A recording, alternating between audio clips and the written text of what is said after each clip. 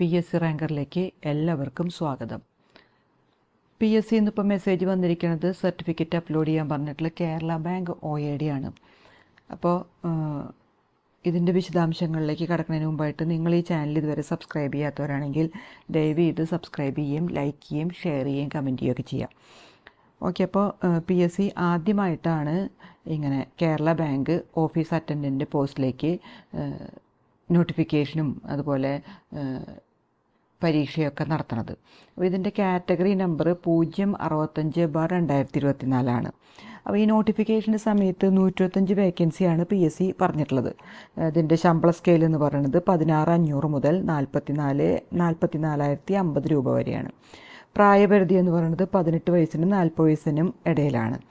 ഇനി ഇതിൻ്റെ ക്വാളിഫിക്കേഷൻ എന്ന് പറയുന്നത് 7ാം ക്ലാസ് പാസ്സാണ്, എന്നാൽ ഡിഗ്രി പാസ്സാവാനും പാടില്ല. അപ്പോൾ ഈ 15/5/2024 അപ്ലൈ ചെയ്യാനുള്ള ലാസ്റ്റ് ഡേറ്റ് എന്ന് പറയുന്നത്. അപ്പോൾ അതിനുള്ളിൽ ഡിഗ്രി പാസ്സാവാൻ പാടില്ല. പിന്നെ എൻ്റെ പരീക്ഷ 26/10/2024 PSC പോസ്റ്റിലേക്കുള്ള എക്സാം നടത്തിയത്.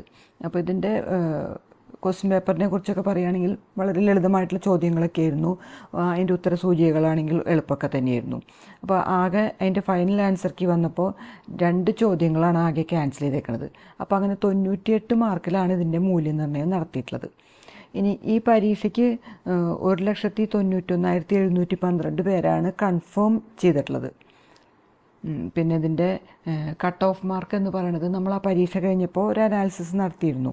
അപ്പോൾ അത് പ്രകാരം ഈ പരീക്ഷയുടെ കട്ട് ഓഫ് മാർക്ക് എന്ന് പറയുന്നത് 75-ൻ്റെയും 80-ൻ്റെയും ഇടയിൽ വരാനാണ് സാധ്യത എന്ന് പറഞ്ഞിരുന്നു.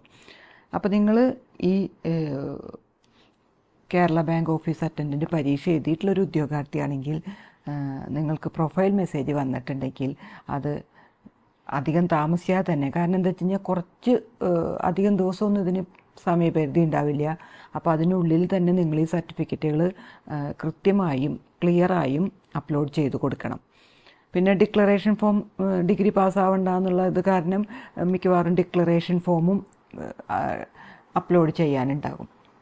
ഓക്കെ, അപ്പോൾ ഈ പ്രൊഫൈൽ മെസ്സേജ് വന്നിട്ടുള്ള ഉദ്യോഗാർത്ഥികൾ നിങ്ങൾ കാൽക്കുലേറ്റ് ചെയ്ത് വെച്ച മാർക്ക് ഉണ്ടാവുമല്ലോ ഫൈനൽ ആൻസർ കീ വന്നതിന് ശേഷം, ആ മാർക്കും നിങ്ങളുടെ കാറ്റഗറിയും കമൻസിലിട്ട് കഴിഞ്ഞാൽ പരീക്ഷ എഴുതിയിട്ടുള്ള ഉദ്യോഗാർത്ഥികൾക്ക് എത്ര മാർക്ക് വരെയുള്ളവർക്കാണ്, ഏതൊക്കെ കാറ്റഗറി പെട്ടവർക്കാണ് ഈ പ്രൊഫൈൽ മെസ്സേജ് വന്നിട്ടുള്ളതെന്ന് അറിയാൻ കഴിയും.